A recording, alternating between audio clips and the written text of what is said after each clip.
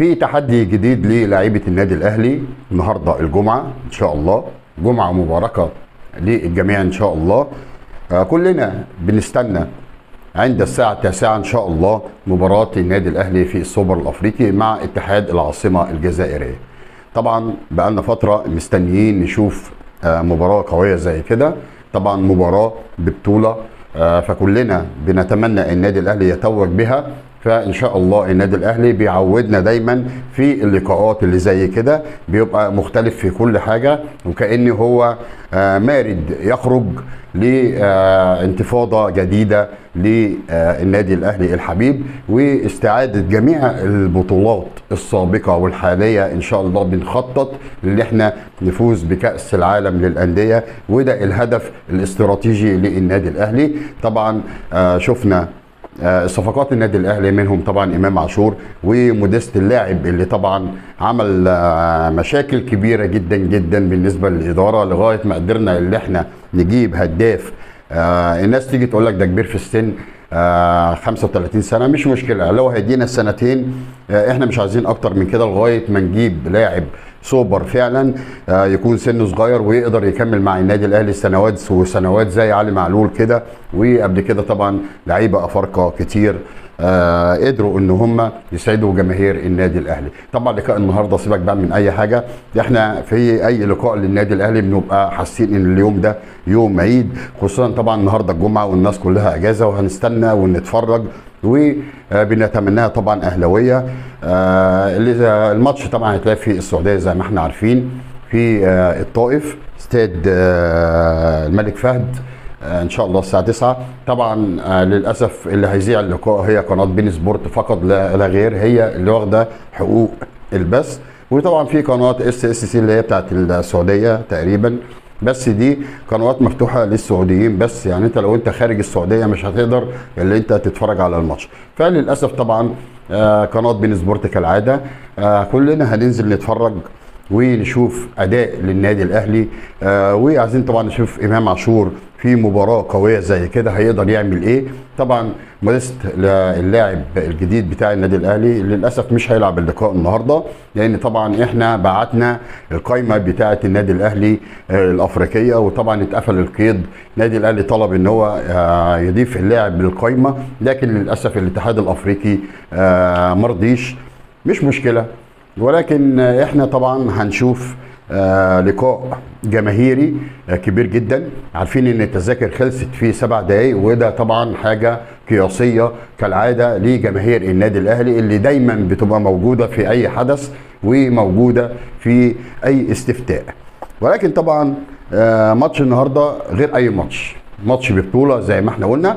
ولكن قبل ما نبدا كلامنا، لان كلامنا النهارده مش هيطول عن اللقاء، في حاجات تانية برضه هنتكلم فيها، ولكن بنتمنى اللي ما اشتركش في قناه وليد حلمي الاهلاوي اشترك وفعل زر الجرس دائما يصلك الجديد. مستنيين دعمكم جماهير النادي الاهلي الحبيبه اللي انا واحد منهم، وان شاء الله النهارده يبقى يوم حافل للنادي الاهلي، خصوصا طبعا بعد اخفاقات للمنتخب القومي زي ما احنا عارفين، وان المنتخب القومي خسر طبعا من تونس زي ما احنا عارفين بنتيجه 3-1، وكان ممكن الموضوع يكبر اكتر من كده.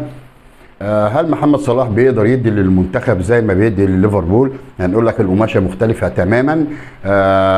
لعيبه ليفربول غير لعيبه منتخبنا القومي للاسف. وفي بقى كده برضو تصريحات من حازم امام، التصريحات دي لو انت تعمقت فيها يعني هتحس كده بالاندهاش، اللي انت تيجي تقول لك بعد كده الاولويه لمنتخب مصر، يعني بيعمل اسقاط للنادي الاهلي، ان انت لو في ماتش متعارض مع المنتخب مش هتقدر تلعب بنجوم النادي الاهلي لان هم هيبقوا موجودين في المنتخب. انت بتعلق شماعتك وشماعه اخفاق المنتخب اللي هي مش الاولى ومش الاخيره، لا ده كتير جدا. طبعا احنا كسبنا وتاهلنا في الماتش قبل اللي فات بنتيجه 1-0 من لعبنا اثيوبيا. وطبعا ده كان رد الاعتبار، لان اثيوبيا يا جماعه حد يصدق ان هي تكسب منتخب مصر؟ فبالتالي ما تعلقش شماعه اخفاقاتك على شماعه لعيبه النادي الاهلي اللي هم الاربعه. احنا عارفين دايما ان النادي الاهلي هو كبير القاره، ونجومه طبعا اساسيين في منتخب مصر، احنا عارفينه والكلام اللي انتوا عارفينه. لكن هل الاربعه بتوع منتخب مصر هم دول اللي عاملين لك المشكله، ولا في فشل اداري، ولا في فشل فني، ولا مش هو ده اللي يصلح ليه منتخب مصر؟ طبعا حاجات كتير جدا جدا. فما تعلقش بقى الشماعات وفشلك في لعيبه النادي الاهلي. لا، احنا عندنا ان شاء الله لقاءات كبيره جدا. طبعا في لسه في دور ال 32 في افريقيا، وفي بطوله السوبر المستحدثه اللي هي واخدين 6 او 8 فرق من صفوه الانديه الافريقيه. طبعا النادي الاهلي لازم يبقى متواجد وبقوه، ولاعيبته يقدروا يقدموا حاجات كبيره جدا جدا للنادي الاهلي، وتبقى اول بطوله تخش ان شاء الله الجزيره. طبعا بنتمناها كده. صحيح طبعا المقابل المادي يا جماعه كان الاول 6 مليون للبطل، 6 مليون دولار، مبلغ كبير جدا جدا. فانت كده طمعت جميع الفرق ان هي عايزه تشارك في البطوله. فطبعا حتى نادي الزمالك كان نفسه ان هو يلعب في البطوله دي عشان طبعا مشاكله الماديه، ولكن ايش دراك اللي انت ما تطلعش من اول ماتش وتبقى فضيحه جديده. فالبطولات دي للابطال يا جماعه، مش لاي حاجه تانية.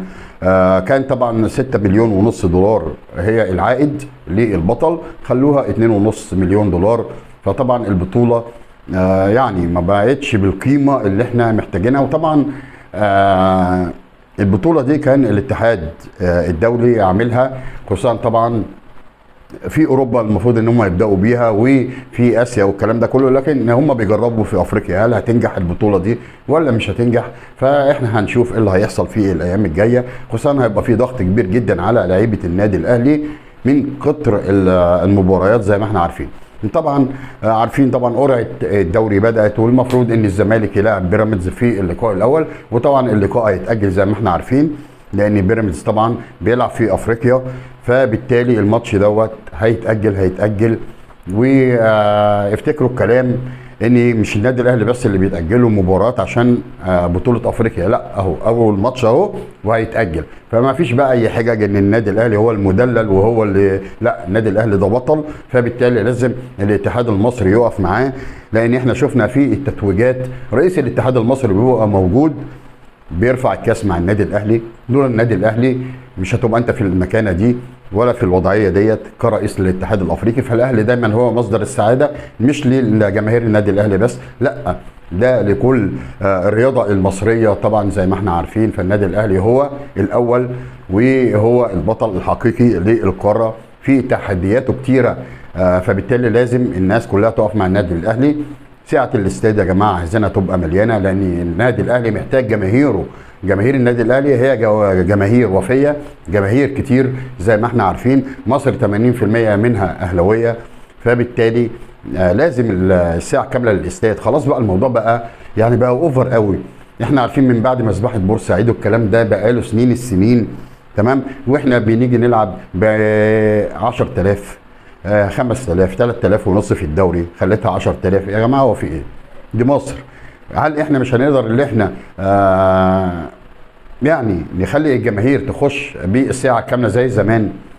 هل مثلا في مشكله ان الاعداد دي كلها انت مش هتعرف تسيطر عليها؟ لا، انت هتسيطر عليها، وقبل كده كنت مسيطر عليها. فبالتالي فشل المنتخب وفشل الانديه بخلاف النادي الاهلي طبعا، لان في 3 انديه بتشارك في افريقيا، مش النادي الاهلي بس، كلهم بيخرجوا طبعا من الادوار الاولى. فبالتالي الناس دي عايزه الجماهير وعايزه دافع. زي ما بنروح كده نلعب في المغرب نلاقي الاستاد مليان، استاد مركب الخامس بنلاقيه مليان. لما بنلعب الترجي برضو بنلاقي الاستاد مليان. لما بنلعب في السودان يا عم بنلاقي الاستاد مليان. فبالتالي الرياضه اتعملت للجماهير مش اكتر من كده، اسعاد الجماهير، وتبقى في منافسه بين الانديه. كل ده بيخلي منتخبنا في المقدمه.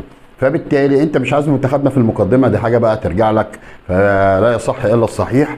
انا مش هطول عليكم اكتر من كده. جمعه مباركه للجميع، فضلا وليس امرا. اللي ما اشتركش في قناه وليد حلمي الاهلاوي اشترك وفعل زر الجرس دائما يصلك الجديد. ومستني دعم جماهير النادي الاهلي الحبيب اللي انا واحد منهم. واشوفكم على خير، ولينا لقاء ان شاء الله بعد لقاء الاهلي واتحاد العاصمه، منتصرين دائما ان شاء الله، ونرفع الكاس رقم 9 ان شاء الله. او رقم 10 مش عارف بقى، لسه هشوف. بس تقريبا احنا خدنا البطوله 9 مرات، خسرناها مره واحده امام الزمالك سنه 94 بجون ايمن منصور زي ما احنا عارفين. فان شاء الله نادي الاهلي رقم 1 في كل حاجه. مش هطول عليكم اكتر من كده، وجمعه مباركه، والسلام عليكم ورحمه الله وبركاته.